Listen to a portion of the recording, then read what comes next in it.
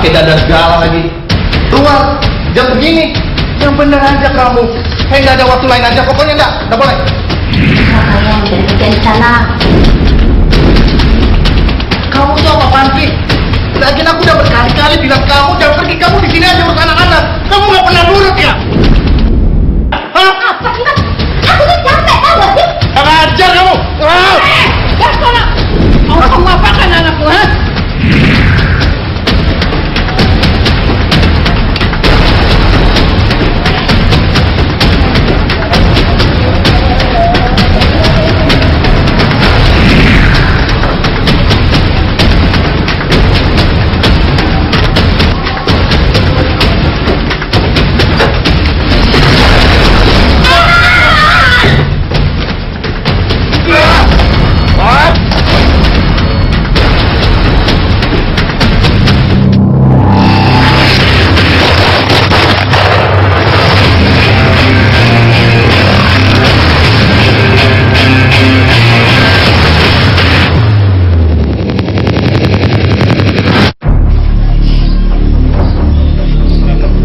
Hari baru mulai di 2 Desember 2018 ketika warga desa Banjaranyar, Kecamatan Tanjung Anom, Nganjuk, Jawa Timur geger. Muasal gempar saat Siti Munawaroh ditemukan tak lagi bernyawa di dapur rumahnya. Yang bikin bergidik, kepala si perempuan 65 tahun remuk. Tak jauh dari jasad ada sebatang palu tergolek. Kuat dugaan Siti Munawaroh mati tersebab dikepruk. Sigi polisi menggiring pada tersangka pelakunya. Dialah Sudarsono. Dia tak lain menantu Siti Munawaroh. Urusan apa yang bikin Sudarsono tega-teganya mencabut nyawa mertuanya? Lalu bagaimana leliku ceritanya?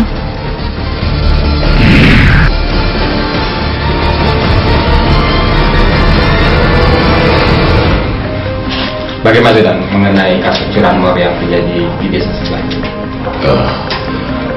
Tersangka masih diperdalam untuk ditanya semuanya karena kita masih belum lengkap barang buktinya. Oh, ada telepon. Siap. Halo, selamat siang dengan Polsek Morojeng. Ada yang bisa kami bantu, Pak? Oh, begitu, Pak. Sebentar, Pak.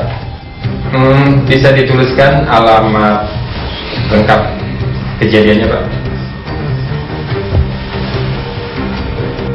Baik, Pak. Kami akan segera menuju ke TKP. Izin, Dan. Ada laporan dari salah satu warga. Dia sebagai saksi dan juga menemukan jenazah yang diduga kuat adalah korban pembunuhan. Alamat lengkapnya di Desa Banjaran, Tanjung Anom. Kalau dilihat dari lukanya cukup serius, yaitu di bagian kepala dan mukanya hancur. Baik, kita koordinasi dengan tim lain supaya tim lain segera meluncur ke TKP. Siap, Dan.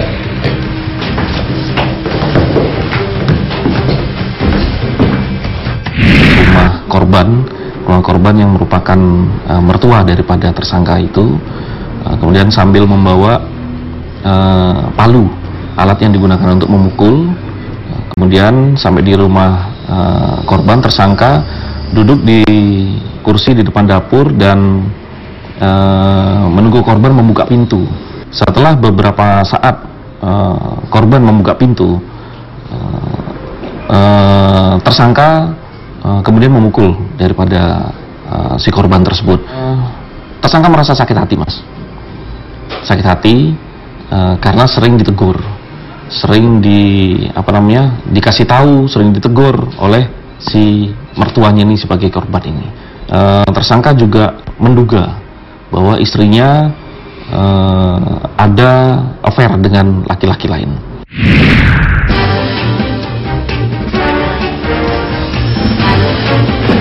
Mak, kamu mau kemana jam segini? Hah? Pakai dada segala lagi. Aku itu mau jalan-jalan, Mas, sama teman-teman aku. Tuh, pada nunggu. Keluar, jam segini. Yang bener aja kamu. Nggak ada waktu lain aja, pokoknya nggak boleh. Kamu tuh kenapa sih, Mas? Apa-apa nggak boleh, ini itu nggak boleh. Aku kan juga mau keluar rumah. Bosan tau nggak sih di rumah terus?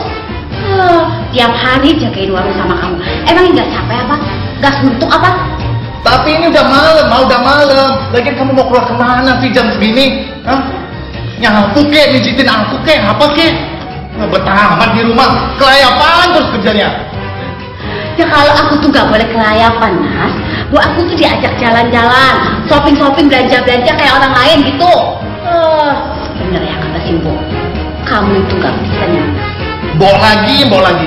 Selalu aja kamu bawa nama Mbok. Hah? Ya habisnya kamu sebagai suami nggak pernah ngertiin kemauan istrinya. Hei, kamu itu istri aku, ngerti? Dan kamu harus selalu nurut apa kata suami. Pokoknya nggak boleh. Kalau aku bilang nggak boleh. Balik sana kamar, tidur kek. Besok mau belanja ke tuan warung. Berisik. Ma.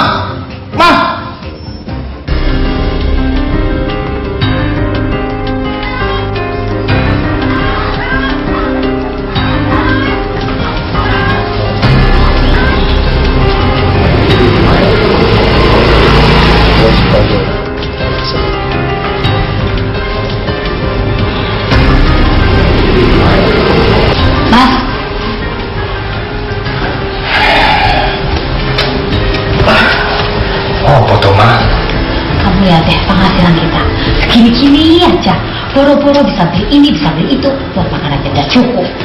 Ya udah sih Mas, segini aja itu udah untung. Udah usah mulut terus ya, capek aku.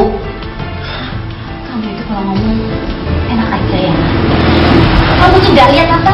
Rumah tangga kita itu jadi kena masalah terus gara-gara pindah ke sini.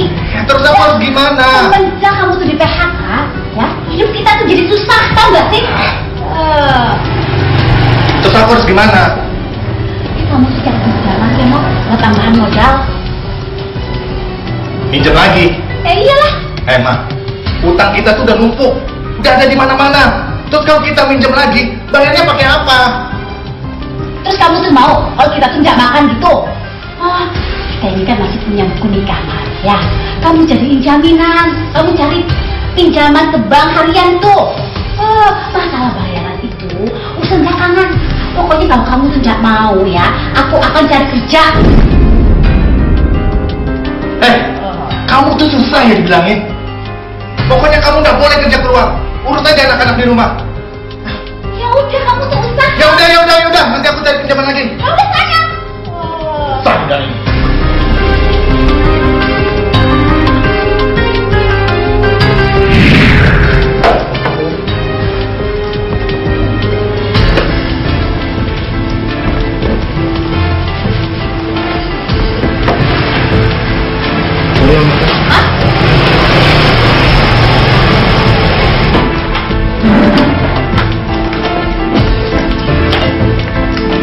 Loh.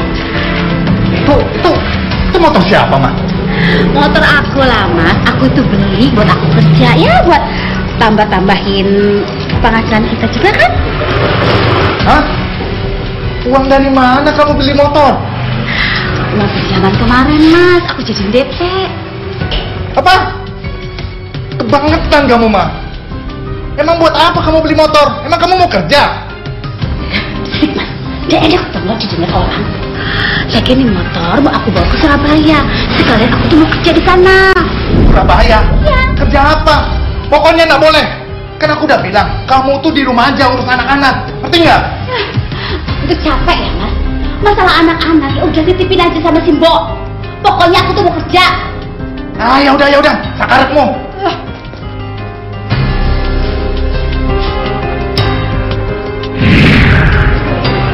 Gonjang-ganjing rumah tangga Sudarsono dan istrinya Supriyatin kian menjadi. Cekcok kerap terjadi. Biang keladinya adalah ekonomi keluarga yang kembang kempis setelah Sudarsono kena PHK. Itu sebabnya keluarga mereka pindah dari Surabaya ke Nganjuk.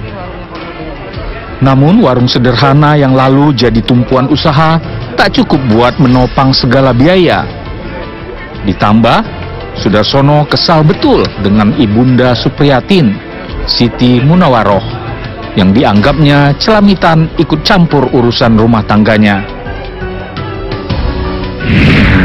Yang sering istri saya larang apa-apa, dikira saya yang mengekang gitu loh. Mama bergaul sama temannya atau cari pinjaman, itu saya larang, seperti saya suruh dia berontak terus gitu loh. Sampai terus sebelum puasa itu istri saya minta kerja lagi di Surabaya.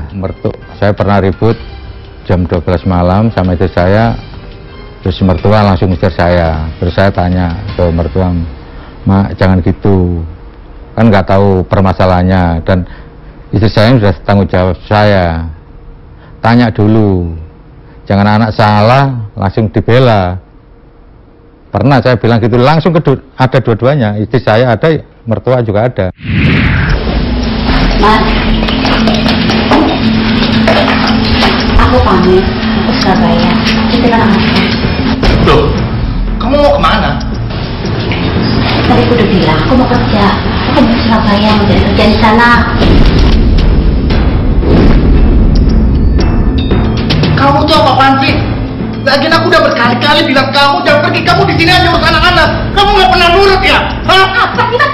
Aku tuh capek, tau gak sih? Kamu tuh selalu aja larang aku. Kamu tuh sendiri bisa nyenengin aku aja. Kurang ajar kamu. Gak sono. Kamu apakan anakku, ha? Mau lagi, selalu aja datang ke sini. Dengar kok, ini urusan aku sama dia. Dia bukan urusan mau lagi, ngerti kok? Ya, tapi kamu itu sudah berapa kali menyakiti anakku ini, ha? Kamu itu udah miskin, masih temperamen. Hah? Kamu tuh harusnya mikir. Bok, Gitu. Bok, kalau Bok nggak tahu masalahnya, tolong jangan perlakukan saya seperti ini. Ini gara-gara anak Bok, nggak pernah menurut anak suami, selalu melawan. Sudah, kamu aja. Sekarang kamu pergi dari sini, hah? Biar ayo sama aku. Kalau kamu tidak mau direndahkan, kamu harusnya cari kerja yang benar. Jangan kamu nyusahin istri terus.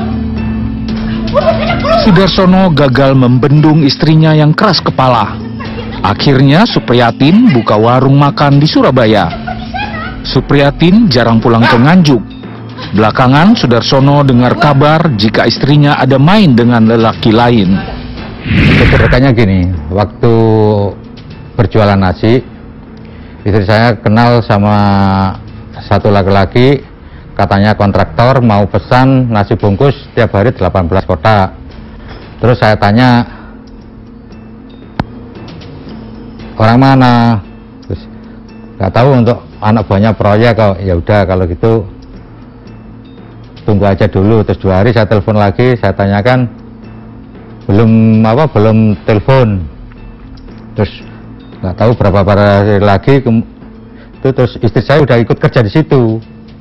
Nah, terus iya, terus saya tanya, loh kamu kerja kok nggak ada surat-suratnya, surat lamaran apa?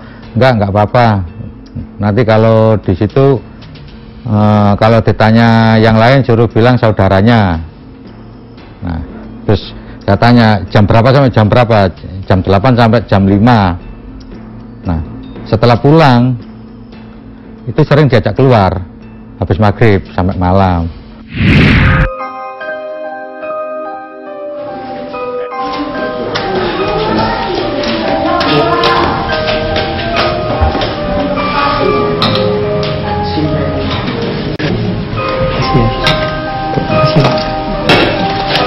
Makasih Mbak.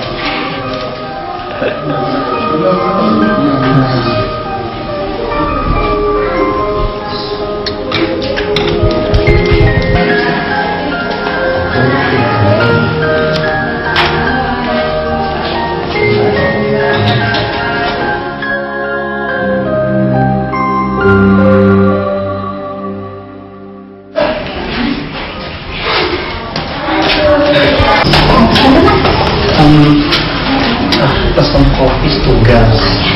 Ngomong-ngomong makanannya ono apa nih kan? Oh, banyak Mas, tinggal pilih aja. Mau cemilan ada. Ada. Kamu kayaknya baru ya nih Jen? Aku baru lihat loh.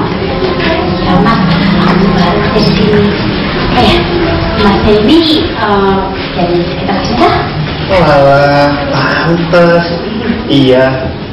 Aku kebetulan kerja di proyek sebelah. Mbaknya sendiri tuh? Aku sendiri dan Oh iya. Ngomong-ngomong, kok kita bicara sambil diri toh? Duduklah Mbak. Gak apa-apa. Biar lebih akrab. Kita belum kenalan. Oh iya. Nama aku Bayu. Nama siapa? Tanya udah banget.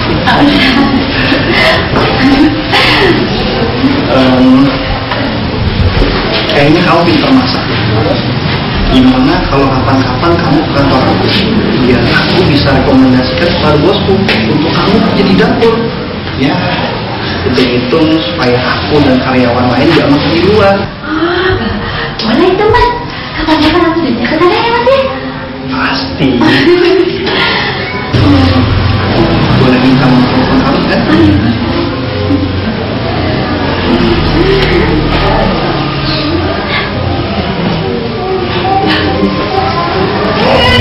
Ya udah, nanti kalau gitu aku miss-call ya.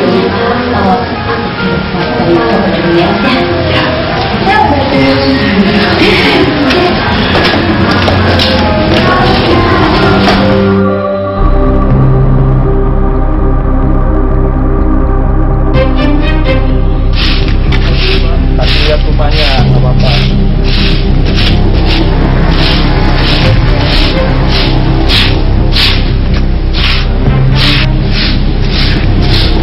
Assalamualaikum, Mbak. Salam. Liatin pernah hubungin Mbak nggak? Udah berapa hari ini? Telepon nggak pernah diangkat. Kamu sudah apa sih teriak-teriak? Dada. Kamu ya, orang sudah nggak mau, masih nunggu aja. Gak usah kamu gangguin dia lagi. Kamu urus aja diri kamu sendiri.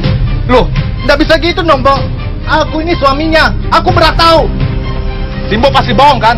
Istriku pasti pernah hubungin Mbak, ya kan, Mbak? Kalaupun dia, saya tahu, saya nggak akan kasih tahu kamu. Kamu pulang sana. Bikin ganggu aja. Aku mau terusin kerja. Makanya kamu itu jadi laki-laki harus cari duit yang banyak. Biar istri nggak kesana kemari cari kerja. Ah, so tahu. Tuh, dasar.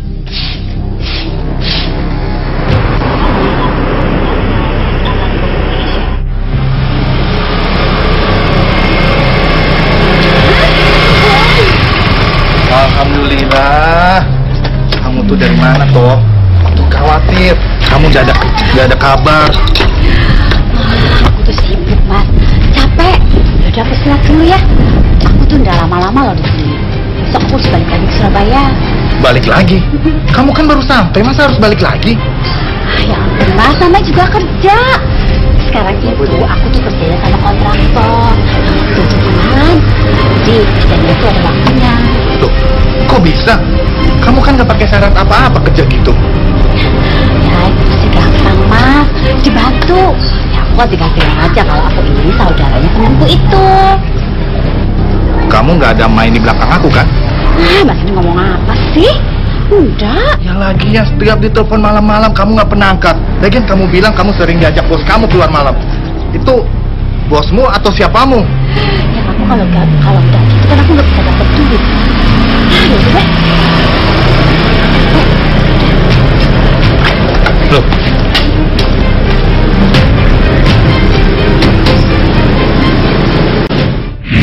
Istri saya juga bilang kalau mau keluar nanti keluar, alasannya bayarnya tiap hari dikasih, kalau nggak mau diajak keluar katanya nggak bayaran, katanya gitu alasannya istri saya. Tapi kenapa kalau waktu keluar ditelepon, saya telepon atau ditelepon anak saya kok nggak mau jawab. Saya tutup warung jam 12, perasaan saya nggak enak. Saya langsung pergi ke Surabaya. Sampai di Surabaya jam 3 malam. Dari sana nggak ketemu. Pintu kosan terkunci dari luar. Terus saya paksa, saya rusak kuncinya. Terus saya bisa masuk, saya langsung buka lemari, pakainya udah nggak ada semua.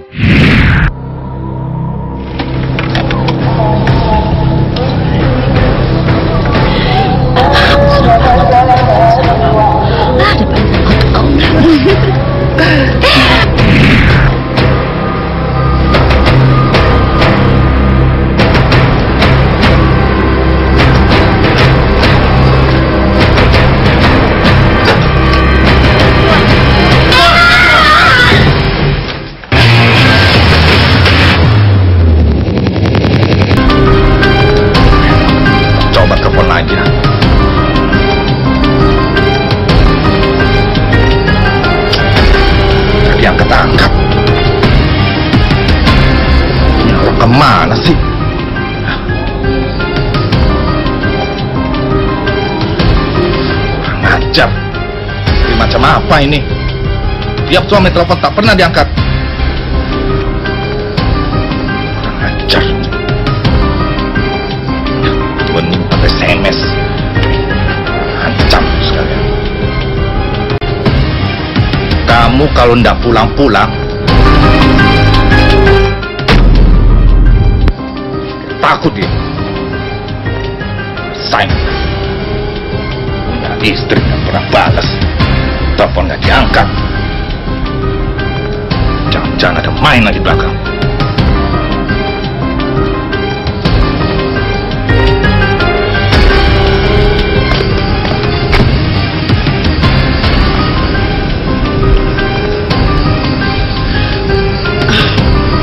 Ini apa sih Mas Darsono? Pakai macam-macam segala. Mana aku harus telepon ibu.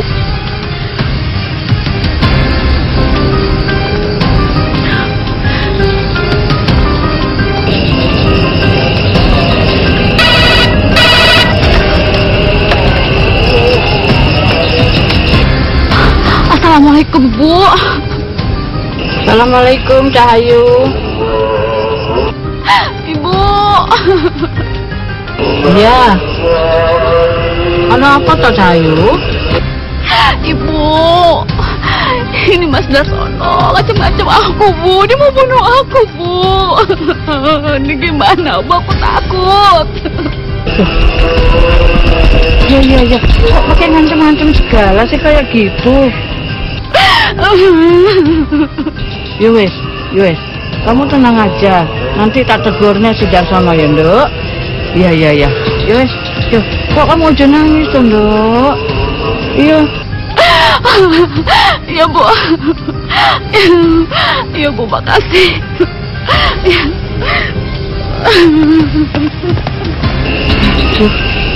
Kurang ajar ini si Darsono ini.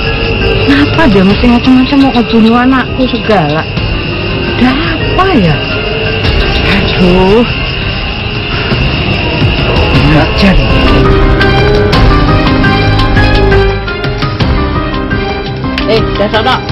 Darsono bangun kamu. Bangun. Apa Cimbo? Cimbo mau tanya. Kamu tuh maunya apa? Kamu SMS anakku Cahayu katanya kamu mau bunuh dia. Maumu tuh apa? Ya Mboknya ndak mungkin lah Mbok, dia istriku. Itu cuma pura-pura supaya dia pulang cepat Mbok. Tapi kenyataannya dia telepon aku. Katanya kamu mau ngancam-ngancam dia mau bunuh dia. Gimana ke kamu ini? Mbok, tahu nggak Mbok? Kelakuan anak Mbok di luar sana itu tahu nggak? Suami sendiri yang nggak dianggap. SMS nggak pernah balas, telepon nggak pernah angkat. Tahu nggak Mbok? Kalau nggak tahu nggak usah tahu. Wah, dasar menantu kurang nggak tahu diri. Gak ada sopan-sopannya sama orang tua. Hah?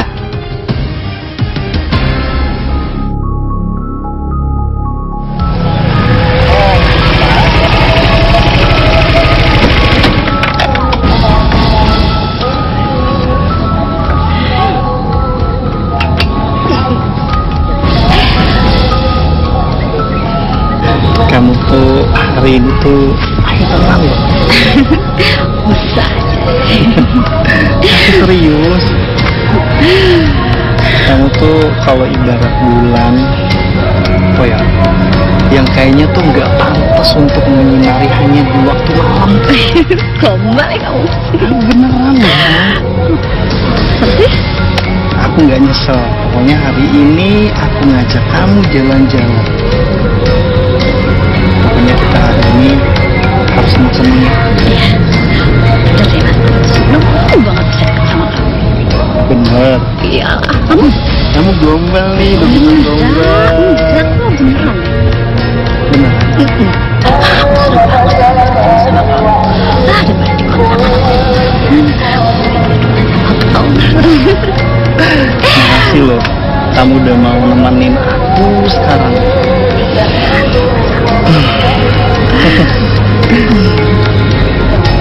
Kamu tuh hari ini cantik banget. Oh ya? Aku nggak pernah nemuin wanita cantik dan seayu kamu. Kamu tuh gombal. Kamu tenang loh aku. Masa? Iya. Ayo, makasih.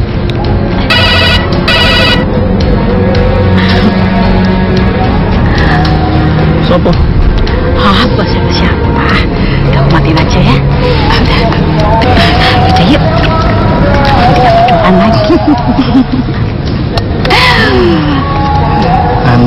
aja dunia ini milik kita, yang lain tuh ngontrak. Ya, pasti aku bahagia tenang. Sama dong.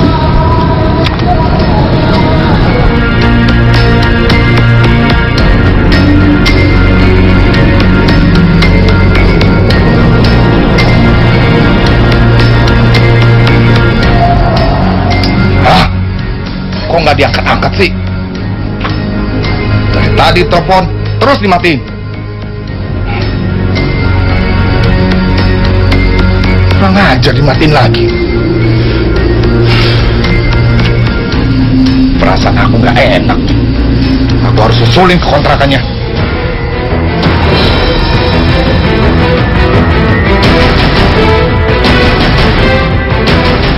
Teng! Ate! Teng! Keberanian!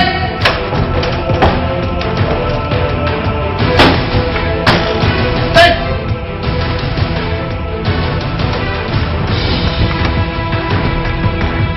Kosong lagi lemarinya.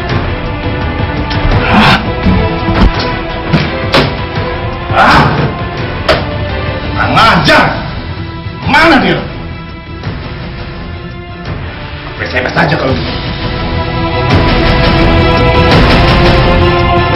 Cepat pulang. Kalau tidak, bokmu akan mati.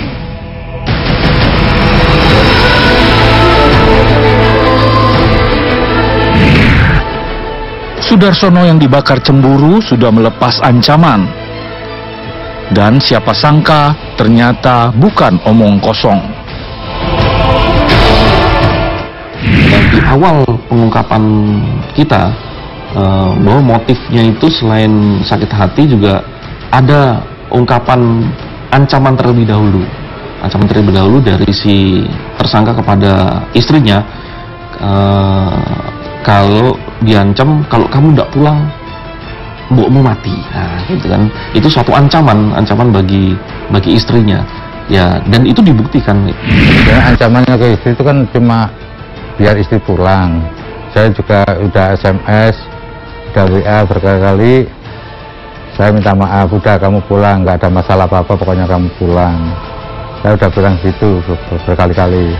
Hampir tiap hari saya SMS itu. Pulsa habis, anak saya suruh beli pulsa sebenarnya untuk menghubungi istri saya. Tapi lama-kelamaan dari Facebook dulu dimatikan, terus WA-nya dimatikan, terus terakhir ponselnya dimatikan. Yang bisa hubungan cuma mertua sama adiknya istri saya itu yang bisa hubungan. Malam minggu itu saya tutup jam 8 atau jam 9 gitu, kurang lebih segitu. Saya bisa tutup warung, saya udah diam aja di warung sendiri karena anak saya yang biasa tidur di warung mungkin habis mainan sama teman-temannya terus tidur di mertua. Terus saya sampai jam 1 lebih itu nggak bisa tidur, terus sambil main HP itu nggak bisa tidur. Terus ketika sebentar kurang lebih jam 3 mungkin saya bangun, saya langsung nggak tahu alasannya apa, ambil palu langsung datangi mertua itu tadi, lalu saya pukul sama palu tadi.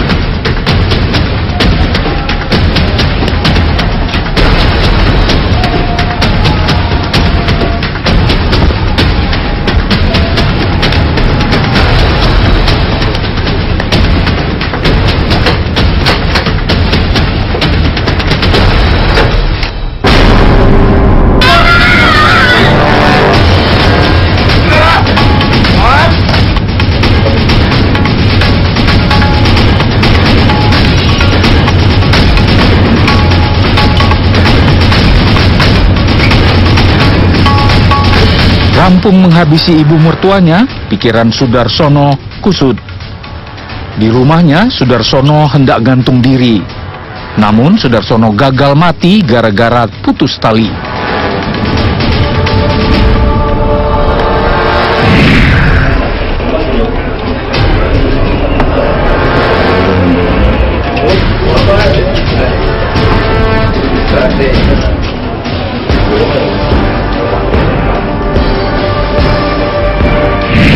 Saya terus kembali ke warung. Rencana sih saya mau bunuh diri, terus kali putus, terus nggak jadi, terus saya pergi. Kita melakukan penyelidikan sampai keluar kota, ke Jombang, kemudian ke daerah Surabaya dan sekitarnya.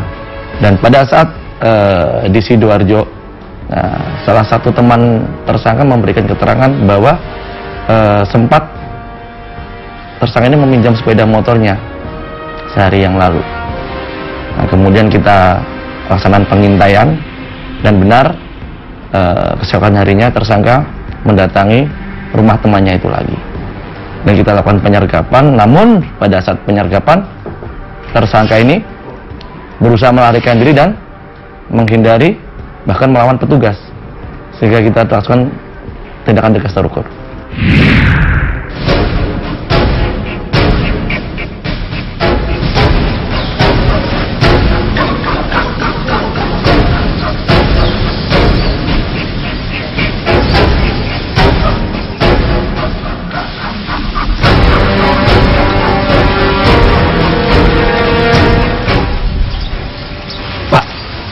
Sepertinya itu target operasi kita, Pak. Ayo kita tangkap. Ayo. Jangan gerak! Jangan sebat! Apa-apa ini, Pak? Dia tangkap saya karena Anda diduga telah membunuh mertua Anda sendiri yang bernama Siti Masaro. Berhenti! Atau kami tembak!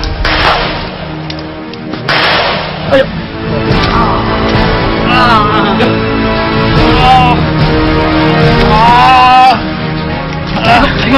Ampun, Pak. Ampun, Pak. Ampun, Pak. Ampun, Pak.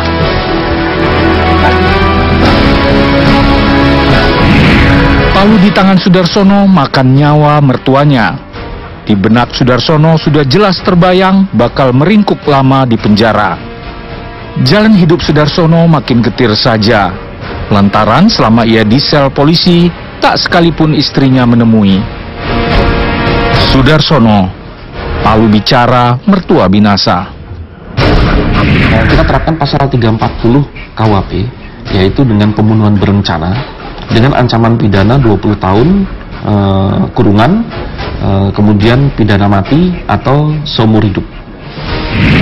Ya, gimana ya, sakit hati Pak, kok sampai tegas gitu, nggak mau nengok.